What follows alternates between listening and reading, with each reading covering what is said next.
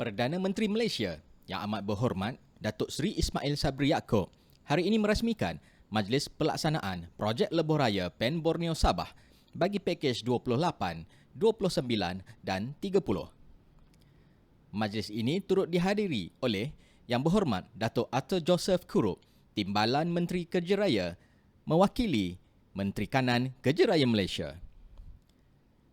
Projek Lebuh Raya PEN Borneo Sabah merupakan projek kerajaan persekutuan yang dilaksanakan Kementerian Kerja Raya sebagai pemilik projek dan Jabatan Kerja Raya Sabah selaku pegawai penguasa projek.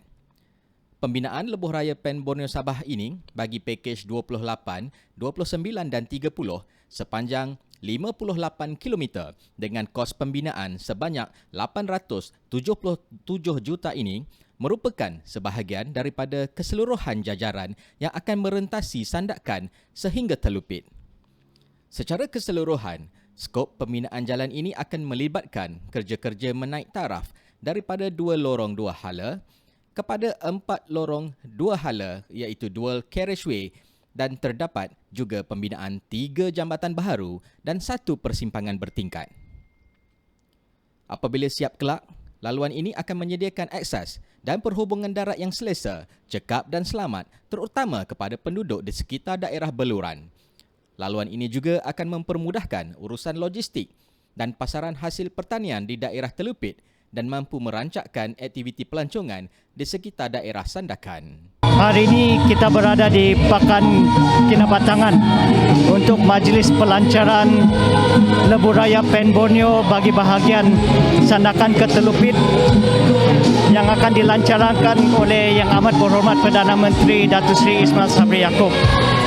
Jalan yang akan dilancarkan pada hari ini merupakan bahagian daripada sandakan ke Telupit dan adalah sepanjang 58 km dan akan memakan kos sebanyak 877 juta. Ini merupakan antara 3 pakej di dalam 16 pakej yang telah diluluskan setakat ini dalam fasa 1 bagi Lebuh Raya PEN Borneo Negeri Sabah.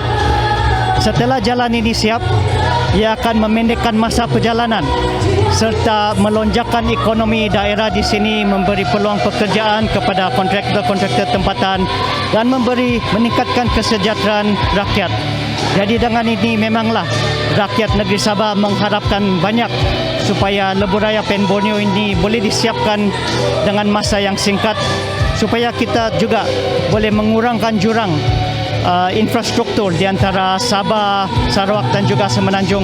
Inilah harapan rakyat negeri Sabah. Kesaling hubungan jaringan pengangkutan yang baik secara tidak langsung akan merangsang aktiviti sosioekonomi penduduk setempat. Pewujudan pekerjaan baharu dan sekaligus mengurangkan ketidakseimbangan antara wilayah. Projek Lebuh Raya PEN Borneo Sabah ini adalah satu komitmen kerajaan persekutuan dalam mewujudkan pembangunan yang mampan seiring dengan pengagihan ekonomi yang adil, saksama dan inklusif untuk semua lapisan masyarakat, etnik dan wilayah. Ini adalah selari dengan hasrat yang terkandung pada teras strategik ke-6 di bawah Wawasan Kemakmuran Bersama 2030 iaitu keterangkuman wilayah.